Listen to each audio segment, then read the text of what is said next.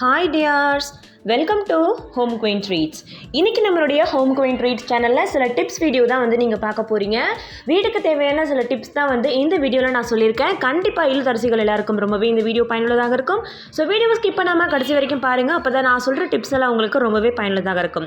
அதுக்கு முன்னாடி நீங்கள் இப்போ தான் ஃபஸ்ட் டைம் நம்ம சேனல் விசிட் பண்ணி பார்க்குறீங்க. சேனல் உங்களுக்கு பிடிச்சா மட்டும் சப்ஸ்கிரைப் பண்ணி உங்களுடைய சப்போர்ட் கொடுங்க ஃப்ரெண்ட்ஸ். பக்கத்தில் bell icon option all click பண்ணிக்கோங்க. நான் போடுற வீடியோ நீங்கள் மிஸ் பண்ணாமல் பார்க்க முடியும். இப்போ டிப் நம்பர் 1 என்ன அப்படின்றத பார்க்கலாம். ஸோ இது வந்து பார்த்தீங்கன்னா ஈரப்பூண்டு அப்படின்னு சொல்லுவாங்க. அதாவது என்னுடைய ஹஸ்பண்ட் வந்து பார்க்காம வாங்கிட்டு வந்துட்டாங்க. இந்த மாதிரி நிறைய பேர் வீட்டில் வந்து இது நடக்கும். ஈரப்பூண்டுனா நமக்கு பார்க்கும்போதே தெரியும் இந்த அளவுக்கு பிசுபிசுப்பாக ரொம்பவே வந்து பூசணம் பூத்த மாதிரி இருக்கும். ஸோ ஈரப்பூண்டுன்னு சொல்கிறத விட இதை வந்து புது பூண்டு அப்படின்னு சொல்லுவாங்க. ஸோ புதுசாக விளைஞ்ச பூண்டை வந்து மார்க்கெட்டில் வரும்பொழுது அதை நம்ம வாங்கிட்டு வந்துட்டோம் அப்படின்னா இந்த மாதிரி ஈரமாக தான் இருக்கும். ஸோ பார்க்கும்போதே உங்களுக்கு தெரியும் எவ்வளவு பூசணம் இருக்குது அப்படின்னு சொல்லிட்டு. அதே மாதிரி நம்மளுடைய கைகள்லையும் பார்த்தீங்க அப்படின்னா பிசுபிசுப்பாக இருக்கும். இந்த மாதிரி பூண்டை வந்துட்டு எப்படி ரொம்ப நாளைக்கு நம்ம வச்சுக்கலாம், எப்படி இதை வந்து பதப்படுத்தி நல்லா நமக்கு வந்து பூண்டுலாம் நமக்கு ரொம்ப சீக்கிரம் காலியாகிற ஒரு பொருள் கிடையாது. எப்படி இதை வச்சுக்கலாம் அப்படின்றத நான் இன்றைக்கி சூப்பராக சொல்லியிருக்கேன். பூண்டுடைய மேலே இருக்கிற தோல் அப்புறம் உள்ளுக்குள்ளார இருக்கிற அந்த குச்சி இது எல்லாத்தையுமே நான் எடுத்துகிட்டு இந்த மாதிரி தனித்தனி பற்களாக வந்து உடச்சி எடுத்துக்கிட்டேன். இந்த மாதிரி பண்ணும்போது நான் ஒரு சின்ன மிஸ்டேக் பண்ணிட்டேன். வாங்கிட்டு வந்த உடனே நான் இந்த மாதிரி பண்ணிட்டேன். எனக்கு ரொம்ப கஷ்டமாக இருந்தது பூண்டை உடச்சி எடுக்கிறதுக்கு. ஒன்றோடு ஒன்று ஒட்டிக்கிட்டு கையெல்லாம் ரொம்ப வலிக்க ஆரம்பிச்சிருச்சு.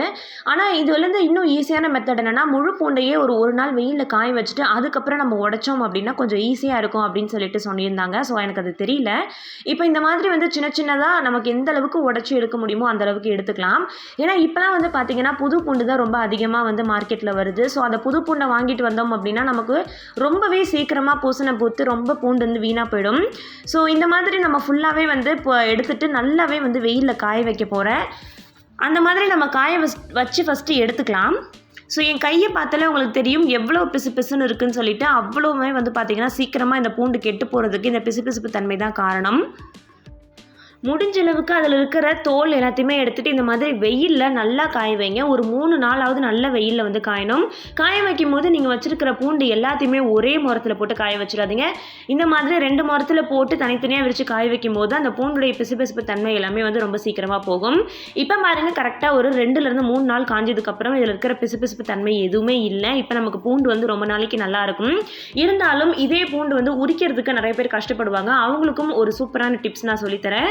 இதில் இருந்து உங்களுக்கு எவ்வளோ பூண்டு வேணுமோ அந்த அளவுக்கு 2 கைப்பிடி அளவுக்கு பூண்டு எடுத்து நம்ம சமையல் எண்ணெய் யூஸ் பண்ணிவிட்டு இதில் அப்படியே தடவி விட்டுட்டு ஒரு நாள் வெயிலில் காய வச்சு எடுத்துருங்க. மறுநாள் வந்து அந்த வெயிலில் காய வச்சு எடுத்த பூண்டை நீங்கள் உரிச்சிங்கன்னா ரொம்ப ஈஸியாக வந்துடும். கஷ்டப்பட்டு உங்கள் நகம் வலிக்க உரிக்கணுன்ற அவசியம் இல்லை. ஆனால் வந்து எல்லா பூண்டையும் உரிச்சு வச்சிடாதீங்க, கெட்டு போயிடும். உங்களுக்கு சமையலுக்கு வந்து ஒரு 3-4 நாளைக்கு தேவையான பூண்டை மட்டும் நீங்கள் வந்து உரிச்சு வச்சுக்கலாம். ஸோ இந்த மாதிரி ஒவ்வொரு பல்லாக வந்து எடுத்து நான் தனியாக வச்சுக்கிட்டேன். ஏன்னா இதுலேயும் பார்த்தீங்கன்னா எக்ஸ்ட்ரா இன்னும் கொஞ்சம் வந்து பூண்டுடைய தோல் இருக்கும். நான் வந்து இதை 2வது முறை வெயிலில் காய வச்சதுக்கப்புறம் எடுத்து வச்சுக்கிட்டேன். எனக்கு பூண்டு ரொம்ப நாளைக்கு இப்போ வரும். ஸோ நெக்ஸ்ட் டிப் நம்பர் 2 என்ன அப்படின்றத பார்க்கலாம். நிறைய வீடியோஸ் வந்து போடுறாங்க ரமலானுக்கு ப்ரீ ப்ரிப்ரேஷன் அப்படின்னு சொல்லிட்டு நிறைய யூடியூப்லேயே வருது. ஸோ எனக்கு வந்து அந்த மாதிரி வீடியோஸ் போடுறதுக்கு உடன்பாடு கிடையாது. மேபி என்னோட சப்ஸ்கிரைபர்ஸ் அதை எதிர்பார்த்துருந்தீங்கன்னா அதுக்கான விளக்கம் நான் கொடுத்துட்றேன். ஸோ நான் இப்போ என்ன செஞ்சிட்ருக்கேன் அப்படின்னா ரமலானுக்கான ஒரு முன்னாடி ப்ரிப்ரேஷனில் ஒரே ஒரு விஷயம் மட்டும்தான் நான் எப்போவுமே வந்து பண்ணுவேன். இந்த பட்டை கிராம்பு ஏலக்காவோட 3 காஞ்ச மிளகா போட்டுட்டு நான் நல்லா வறுத்து இந்த பட்டை கிராம்பு ஏலக்காய் பொடி வந்து எப்போது நான் வந்து ரமலானுக்கு முன்னாடி மட்டும் பொடி பண்ணி வச்சுக்குவேன். வேறு எந்த ப்ரிப்ரேஷனும் நான் வந்து பண்ண மாட்டேன். ஏன்னா எனக்கு வந்து அதில் பெருசாக உடன்பாடு கிடையாது. ஏன்னா நான் நிறைய வீடியோஸ் வந்து நான் பார்த்தேன். நிறைய பேர் வந்து தேங்காய் பேஸ்ட் அரைச்சி வச்சுக்கிறது, இஞ்சி பூண்டு பேஸ்ட் அரைச்சி வச்சுக்கிறது எல்லாத்தையுமே பார்த்தீங்கன்னா ஃப்ரிட்ஜ் உள்ளார கொண்டு போய் வைக்கிறாங்க. அண்ட் அதே மாதிரி சப்பாத்திக்கு எல்லாமே பார்த்தீங்கன்னா ஒரு பேசிக் மாதிரி ரொட்டி தேய்ச்சி லைட்டாக சுட்டு எடுத்துகிட்டு அதை கொண்டு போய் ஃப்ரீஸ் பண்ணி வச்சுக்கிறாங்க. அப்புறம் நிறைய விஷயம் வந்து ஃப்ரீஸ் பண்ணி க்யூப்ஸ் ஆக்கி வச்சுக்கிறாங்க. லெமனை கூட பார்த்தீங்கன்னா பிழிஞ்சு அதை போய் ஃப்ரிட்ஜில் வச்சுக்கிறாங்க. ஸோ எனக்கு வந்து ஃப்ரிட்ஜில் வைக்கிற ஐட்டம்ஸ் யூஸ் பண்ணுறதுக்கு எந்த விதமான உடன்பாடும் கிடையாது. முடிஞ்ச அளவுக்கு நான் அதை தவிர்க்க தான் பார்ப்பேன். என்னோட சப்ஸ்கிரைபர்ஸ் ஃப்ரெண்ட்ஸாக இருந்தால் கண்டிப்பாக உங்களுக்கு தெரிஞ்சிருக்கும். அதிகமாக நான் ஃப்ரிட்ஜ் ஐட்டம்ஸ் வந்து யூஸ் பண்ண மாட்டேன். ஸோ இந்த மாதிரி இந்த ஒரே ஒரு தூள் மட்டும் நான் வந்து ரமலானுக்கு வந்து நான் பண்ணி வச்சுக்குவேன். ஏன்னா ரமலானுக்கு வந்து எப்போதும் நோம்பு திறக்கிறதுக்கு இஃப்தார் டைமில் பார்த்தீங்கன்னா நமக்கு வந்து ஏதாவது வந்து ஒரு மசாலா வகையில் ஏதாவது ஒரு டிஷ் நம்ம வந்து கண்டிப்பாக பண்ணுவோம் நோம்பு திறக்க. ஸோ அப்போ வந்து இந்த பட்டைக்கிராம்பு தூள் எனக்கு ரொம்ப ஹெல்ப்ஃபுல்லாக இருக்கும். அதே மாதிரி இஃப்தாருக்கும் அதிகமாக பார்த்தீங்கன்னா ரமலான் டைமில் வந்து கறி குழம்பு தான் வைப்போம். ஸோ அதுக்கும் இந்த தூள் எனக்கு ரொம்ப ஹெல்ப்ஃபுல்லாக இருக்கும்.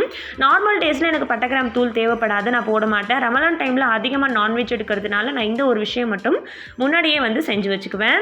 ஸோ இது ஒன்று மட்டும்தான் நான் ரமலானுக்கு முன்னாடி பண்ணுவேன். வேறு எதுவாக இருந்தாலும் தேங்காயாக இருக்கட்டும், இஞ்சி பூண்டு இது எல்லாமே நாளைக்கு வேணும்னா நான் இன்றைக்கி தான் ஃப்ரெஷ்ஷாக ப்ரிப்பேர் பண்ணுவேன். ஸோ பூண்டு வேணால் நான் முன்ன சொன்ன மாதிரி எண்ணெய் தடவி ஒரு 2-3 டேஸ்க்கு வர மாதிரி மட்டும் உரிச்சு வச்சுக்கலாம், அது கூட அவசியம் இல்லை. ஸோ நெக்ஸ்ட் வந்து டிப் நம்பர் 3 என்ன அப்படின்றத பார்க்கலாம். நம்ம வீட்டில் நிறைய ஒரு சில டைம் பார்த்திங்கன்னா பச்சை மிளகா வந்து ரொம்ப சேர்ந்து போயிடும். ஒரு சில நாள் சுத்தமாக பச்சை மிளகாவே இல்லாமல் இருக்கும். இந்த மாதிரி நிறைய பச்சை மிளகா இருக்கும்போது நமக்கு என்ன பண்ணுறதுனே தெரியாது. நிறைய பேர் பார்த்திங்கன்னா மோர் மிளகா வந்து போடுவாங்க. ஸோ என் தாதிமாலாம் பார்த்திங்கன்னா மோர் மிளகா போடுறது வந்து ரொம்ப ஃபேமஸ். ஸோ அவங்க என்ன பண்ணுவாங்கன்னா இந்த மோர் மிளகா எல்லாத்தையுமே இந்த மாதிரி காம்பை கிள்ளிட்டு மோரும் உப்பும் போட்டு நல்லா வெயிலில் ஒரு 6 நாள் 7 நாள் காய வச்சு எடுப்பாங்க, நல்லாயிருக்கும் அது. பட் நான் வந்து இன்றைக்கி வந்து இந்த பச்சை மிளகாலாம் கெட்டு போகாமல் இருக்கணும் அப்படின்றதுக்காக இதை எப்படி நல்லா சேவ் பண்ணலாம் அப்படின்னு பார்த்துட்டு இதில் இருக்கிற காம்பை மட்டும் வந்து இந்த மாதிரி கிள்ளி வச்சிட்டோம் அப்படின்னா ரொம்ப நாளைக்கு ஃப்ரிட்ஜில் இருந்தாலும் சரி அழுகி போகாமல் இருக்கும். ஸோ பாருங்கள், இந்த மாதிரி பச்சை மிளகாய் எல்லாமே மேலே வந்து அழுக ஆரம்பிக்குது. ஸோ இந்த மாதிரி நீங்கள் பண்ணும்போது உங்களுக்கு ரொம்ப நாளைக்கு இப்போ ஒரு பச்சை மிளகாய் உங்களுக்கு வந்து இவ்வளோ பச்சை மிளகாய் இருக்கும்பொழுது கண்டிப்பாக ஒரு 10 டேஸ்க்கு மேலே தேவைப்படும். ஸோ இந்த 10 டேஸ்க்குமே இந்த மிளகா வந்து அழுகி போகாமல் இருக்கணும். லேசாக ஒன்று அழுகி போனாலுமே அதுக்கு பக்கத்தில் இருக்கிற எல்லாமே சீக்கிரமாக அழுகி போயிடும். ஸோ இதோட காம்பை வந்து எடுத்து வச்சுட்டு இந்த மாதிரி ஒரு பாக்ஸில் போட்டு மூடி வச்சிட்டோம்னா ரொம்ப நாளைக்கு பச்சை மிளகாய் வந்து கெட்டு போகாமல் இருக்கும். அடுத்து ஒரு இம்பார்ட்டண்டான ஒரு டிப் எல்லா இல்லத்தரசிகளுக்கும் ரொம்ப பயனுள்ளதாக இருக்கும். நம்ம என்னதான் முருங்கைக்கீரையை தண்ணியில் வாஷ் பண்ணாலும் கீரையில் பார்த்தீங்கன்னா தண்ணி ஒட்டவே ஒட்டாது. ஸோ அதுக்கு நான் இன்றைக்கி ஒரு சூப்பரான டிப்ஸ் வந்து சொல்லித்தரேன். இந்த மாதிரி 1/4 டீஸ்பூனுக்கும் கம்மியாக வந்து கொஞ்சமாக மஞ்சத்தூள் எடுத்து இந்த கீரையில் வந்து சேர்த்துட்டு அதுக்கப்புறம் தண்ணி ஊற்றி வாஷ் பண்ணி பாருங்கள். எல்லா கீரைகள்லையுமே வந்து தண்ணி ஒட்டியிருக்கும். நம்ம கையிலையும் பார்த்தீங்கன்னா ஈஸியாக வந்து கீரை எடுக்கிறதுக்கு வரும். அதே சமயம் நம்ம இதில் மஞ்சத்தூள் போட்டிருக்கிறதுனால இதில் ஏதாவது குட்டி குட்டி புழு இருந்தாலோ இல்லை கீரையிலன்னு சில வண்டுலாம் இருக்கும், வெள்ளை வண்டுன்னு சொல்லுவாங்க, அது எல்லாமே பார்த்தீங்கன்னா நமக்கு இருந்துச்சுன்னா கூட வெளியில் வந்துடும். ஸோ இந்த மாதிரி ஒரு கிருமி நாசினி மஞ்சத்தூள் போட்டு நம்ம கீரை வந்து வாஷ் பண்ணி எடுக்கும்போது நமக்குமே ரொம்ப திருப்தியாக இருக்கும். அண்ட் கீரையும் பார்த்திங்கன்னா எல்லா பக்கமுமே தண்ணி ஒட்டி நல்லா ஃப்ரெஷ்ஷாக இருக்கும். ஸோ இந்த டிப் உங்களுக்கு கண்டிப்பாக பயனுள்ளதாக இருக்கும். இனிமேல் நீங்கள் முருங்கைக்கீரை வாஷ் பண்ண கஷ்டப்பட வேண்டாம். கொஞ்சமாக மஞ்சத்தூள் சேர்த்து இந்த மாதிரி வாஷ் பண்ணுங்கள், உங்களுக்கு கீரை வந்து உண்மையிலேயே நல்லாவே வாஷ் பண்ண முடியும். அடுத்த ஒரு சூப்பரான டிப்ஸ் வந்து நான் ஏற்கனவே இந்த வீடியோ வந்து நான் போட்டிருக்கேன். ஸோ அந்த வீடியோ பார்க்காதவங்க இந்த டிப்ஸ் வந்து நீங்கள் கேட்டுக்கலாம். இட்லி வந்து ரொம்ப சாஃப்டாக வேணும், பஞ்சு போல் வேணும், அதே சமயம் வந்து உளுந்து எனக்கு அதிகமாக ஆகக்கூடாது அப்படின்னு நினைக்கிறவங்க நிறைய பேர் இருப்பீங்க. நிறைய பேர் இட்லி சாஃப்டாக வேணும் அப்படின்னு சொல்லிட்டு நிறைய கடையில் காசு போட்டு உளுந்து வாங்கிட்டு அரிசி கம்மியாக போட்டு அரைக்க தெரியாமல் அரைச்சி உளுந்தை வந்து வேஸ்ட் பண்ணிட்டு இருப்பீங்க. ஸோ அவங்களுக்குலாம் சூப்பரான ஒரு வீடியோ வந்து நான் ப்ரீவியஸாக போட்டிருக்கேன். கண்டிப்பாக அந்த வீடியோடைய லிங்க் வந்து நான் மேலே ஐகார்ட்லேயும் கீழே டிஸ்கிரிப்ஷன் பாக்ஸ்லேயும் கொடுத்துருக்கேன், செக் பண்ணி பாருங்கள். உளுந்து வந்து ரொம்பவே கம்மியாக தான் போட்டிருக்கேன். அதே சமயம் பார்த்தீங்கன்னா எப்படி அரைக்கணுன்ற டிப்ஸ் வந்து ஒரு ஃபுல் வீடியோவாகவே நான் வந்து போட்டிருக்கேன். அந்த வீடியோ நீங்கள் பார்க்கலன்னா மறக்காமல் செக் பண்ணி பாருங்கள். இந்த டிப்ஸ் வீடியோ உங்களுக்கு பிடிச்சிருக்குன்னா உங்கள் ஃப்ரெண்ட்ஸ் அண்ட் ஃபேமிலிக்கு வாட்ஸ்அப், ஃபேஸ்புக் மூலிமா ஷேர் பண்ணி கொடுங்க. தேங்க்யூ ஸோ மச் ஃபார் வாட்சிங் this video. Take care all and by.